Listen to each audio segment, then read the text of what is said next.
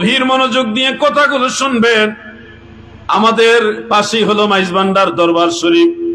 এখানে গৌসে জামান,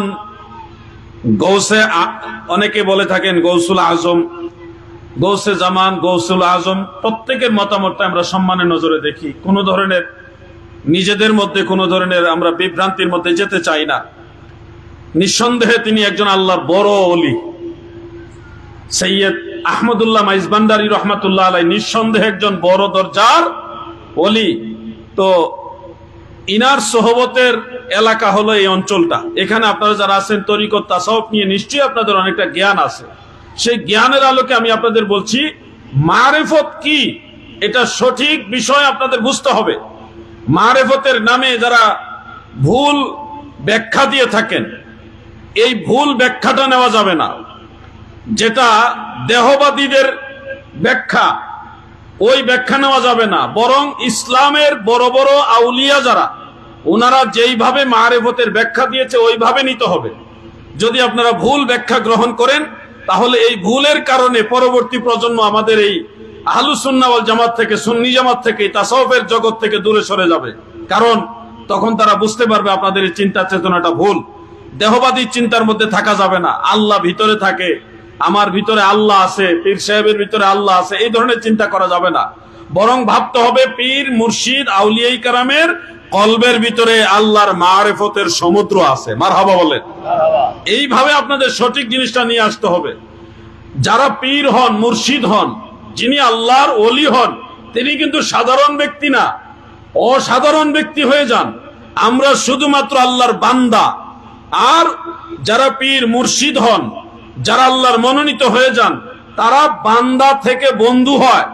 বান্দা প্লাস বন্ধু, দুইটা গুণ তাদের মধ্যে থাকে। আমরা কিন্তু বন্ধু হতে পারি, বান্দাই রয়ে গেলাম। তো বন্ধু যখন হয় তখন তাদেরকে বলা হয় ওলিউল্লাহ, আল্লাহর ওলি। তাদেরকে বলা হয় মুর্শিদ। মুর্শিদ মানে পথ প্রদর্শক, যিনি রাস্তা দেখায়, তাকে বলা হয় মুর্শিদ। এই ধরনের মুর্শিদ যারা, তাদের অনেক মর্যাদা। কোন এক ভাই বলেছিলেন, কে বলেছে আপনাকে আপনার মুর্শিদ সুপারিশ করে জান্নাতে নিয়ে যাবে? আমি সেই ভাইকে বলছি, মুর্শিদে কামিল জান্নাতে নিয়ে যাবে এটা তো অনেক ঊর্ধ্বের কথা। একজন আমলদার হাফেজে কুরআন মানুষদেরকে সুপারিশ করে, এমন মানুষ, এমন গুনাহগার মানুষ, আল্লাযী কাদ ওয়াজাবাত লাহুন নার, যাদের জন্য জাহান্নাম ওয়াজিব হয়ে গেছে। এত পাপ করছে সে যে নিশ্চিত জাহান্নামে যাবে। এই ধরনের জাহান্নামীদেরকে একজন হাফেজে কুরআন, যে নেক আমল করেনেওয়ালা, সেই জান্নাতে নিয়ে যেতে পারবে। সুবহানাল্লাহ। মুর্শিদে কামেল যারা, তারা তো আরো অনেক ঊর্ধ্বের কথা। সাধারণ হাফেজে কোরআন যারা, তারা আমরা লফজান বলছি সাধারণ, কিন্তু আসলে আল্লাহর দরবারে তারা অসাধারণ। আমলদার যারা হাফেজে কোরআন, তারা হাসরের ময়দানে বহু মানুষ, হাদিস শরীফে 10 জনের কথা আছে, 10 জনকে জান্নাতে নিয়ে যেতে পারবে। আপনাদের এলাকায় হাজী সাহেব আছে না? মুসনাদে বাজ্জারের মধ্যে হাদিস উল্লেখ রয়েছে, 2টা সূত্রে রয়েছে হাদিস শরীফটা। আমাদের দয়াল নবী রাসূল আকরাম সাল্লাল্লাহু আলাইহি ওয়াসাল্লাম বলেছেন, একজন হাজী সাহেব যার হজ আল্লাহ কবুল করেছেন, এবং ওই কবুলিয়তের অবস্থায় যদি সে ইন্তেকাল হয়ে পরকালে চলে যেতে পারে, এরকম হাজী সাহেব একজনই তার মহব্বতের মানুষদের কাছ থেকে 40 জন সুপারিশ করে জান্নাতে নিতে পারবে। একজন হাজী সাহেব যদি তার মহব্বতের মানুষদের 40 জন সুপারিশ করে জান্নাতে নিতে পারে, তাহলে যিনি মুর্শিদ আল্লাহর ওলি হন, যিনি গৌসুল আজম হন, গৌসে জামান হন, এরকম বড় মুর্শিদ যারা, তারা কি আমাদের মতো গুনাহগার যারা, তাদেরকে সুপারিশ করে নিতে পারবে নাকি পারবে না? এই জন্য আলোচনা করার সময় ব্যালেন্স করে কথা বলতে হবে। মানুষকে নামাজের তাকিদ দিবেন, অবশ্যই নামাজের তাকিদ দিবেন, কিন্তু নামাজের গুরুত্ব দিতে গিয়ে পীর মুর্শিদকে ছোট করা যাবে না। পীর মুর্শিদ কি মহান ইজ্জতওয়ালা, এটা হাসরের ময়দানে টের পাবেন। সুনান আবি দাউদের মধ্যে উল্লেখ, আমার দয়াল নবীজি বলেছেন, হাসরের ময়দানে আল্লাহর আউলিয়া যারা, তাদেরকে নূরের এক বিশাল মিম্বর আমার আল্লাহ দিবেন। এত সুন্দর নূরের মিম্বর দিবেন, ওই মিম্বরের উপরে তারা যখন আরোহণ করবে, ময়দানে মাহশারের অগণিত মানুষ ওই নূরের মিম্বরের উপরে মানুষগুলোকে দেখতে পাবে। দেখে একে অপরকে জিজ্ঞাসা করবে, এরা কারা? এদের এত সম্মান কেন? এরা এত উচ্চ অবস্থানে কিভাবে গেল? এরা এত সুন্দর নূরের মিম্বরের উপরে কিভাবে উঠলো? পরস্পর পরস্পরকে জিজ্ঞাসা করতে থাকবে।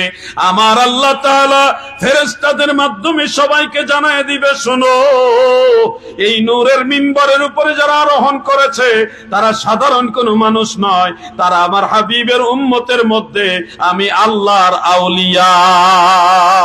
সুবহানাল্লাহ। তাদের এই বিশাল মর্যাদা দেখে নবী এবং শহীদ যারা, তারা পর্যন্ত ঈর্ষান্বিত হবে।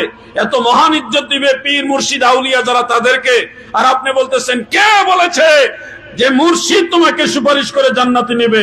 আমার নবী বলেছে, আল্লাহর নবী বলেছে, পীর মুর্শিদ আল্লাহর ওলি আমাদের তরায় নিবে। ঠিক কিনা বলে?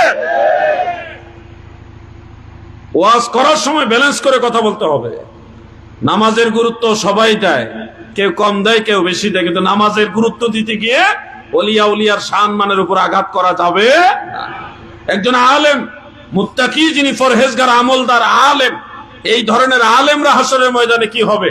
আমার নবীজি বলেছেন, তিরমিজি শরীফের হাদিস, মুসনাদ ও আহমদের মধ্যে উল্লেখ, ইন্না মিন উম্মতি মান ইয়াশফাউ লিল ফিআম ওয়া মিনহুম মান ইয়াশফাউ লিল কাবিলাতি ওয়া মিনহুম মান ইয়াশফাউ লিল আসাবা ওয়া মিনহুম মান ইয়াশফাউ লির রাজুলি হাত্তা ইয়াদখুলাল জান্নাহ।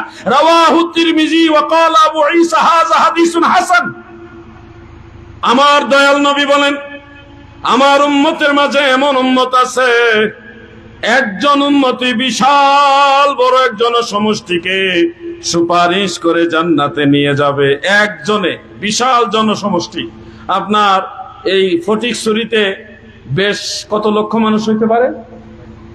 6 লক্ষ প্লাস বা মাইনাস 6 লক্ষাধিক একটা বিশাল জনসমাবেশ। আমার দয়াল নবীজি রাসূল আকরাম সাল্লাল্লাহু আলাইহি ওয়াসাল্লাম বলেছেন, একজন উম্মত, নবীর উম্মতের বাগানে এমন দামি উম্মত আছে যারা হাসরের ময়দানে দাঁড়ায় বলবে, আল্লাহ, এই মানুষগুলো আমাকে ভালোবাসতো, আমিও তাদের মহব্বত করি, আপনার আদালতে তারা আসামি হয়ে গেছে, আমি আপনার কাছে ক্ষমা চাইতেছি, আপনি আপনার দয়ার গুণে তাদের মাফ করে দেন দয়াল নবীর উম্মত হিসেবে।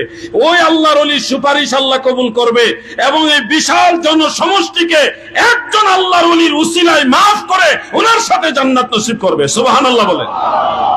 এই মহান সম্মান দিবে একজন মুমিনে কামিল, যিনি আল্লাহর ওলি, একজন হক্কানি মুর্শিদ, যিনি তাকে।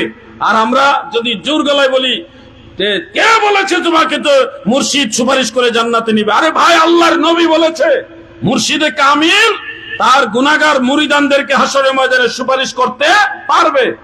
আল্লাহর নবী বলেছে, নবীর কথা কি মানা যাবে না? জোরে বলেন না, মানা যাবে কিনা?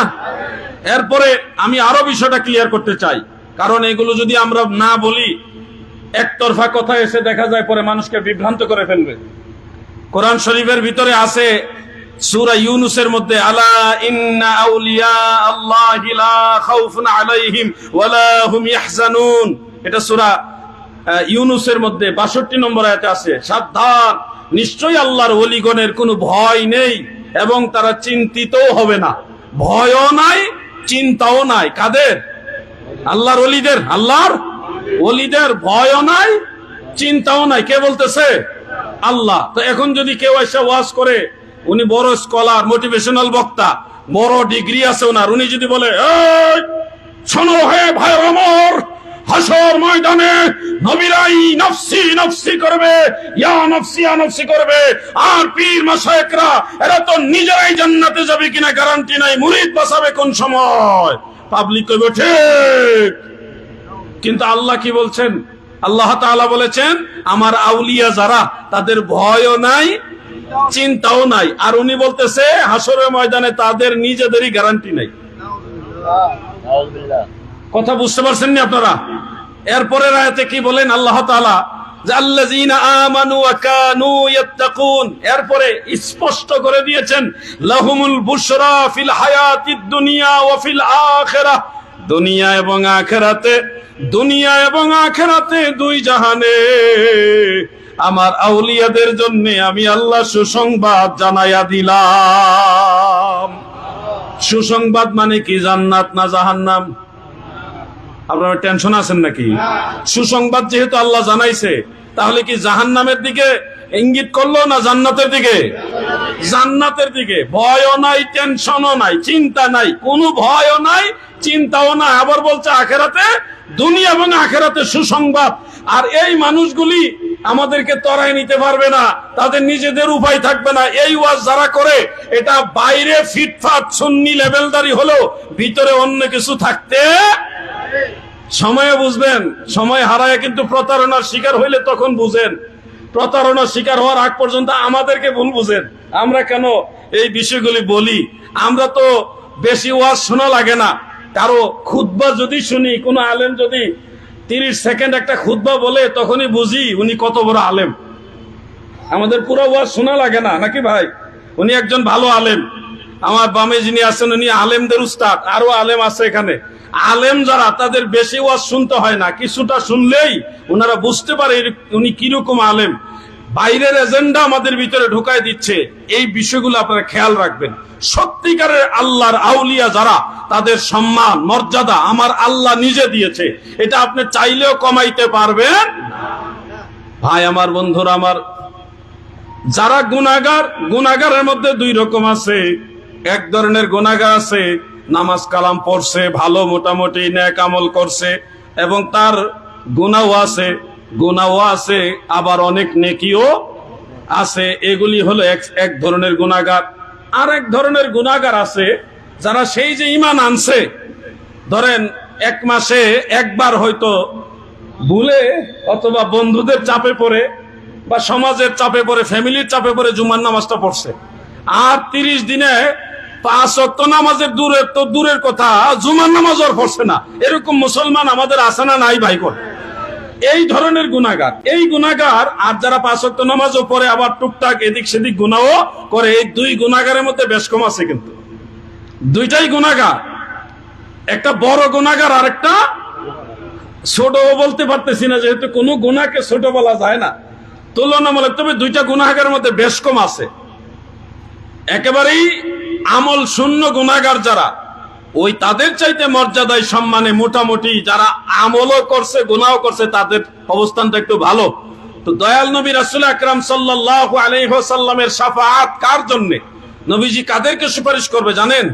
দয়াল নবীজি বলেছেন, শাফাআতি লি আহলিল কাবাইর মিন উম্মতি। আহলে কাবাইর যারা, নবীর উম্মতের মধ্যে যারা বড় বড় গুনাহগার যারা, কথাটা ভালো করে খেয়াল করবেন। আহলে কাবাইর, কবিরা গুনাহগার যারা, বড় বড় গুনাহগার, এই ধরনের উম্মতকে আমার নবী সুপারিশ করে জান্নাতে নিবে। সুবহানাল্লাহ। আর আপনি ভয় দেখাচ্ছেন, কে বলেছে তোমার মুর্শিদ তোমাকে জান্নাতে নিয়ে যাবে, সুপারিশ করবে?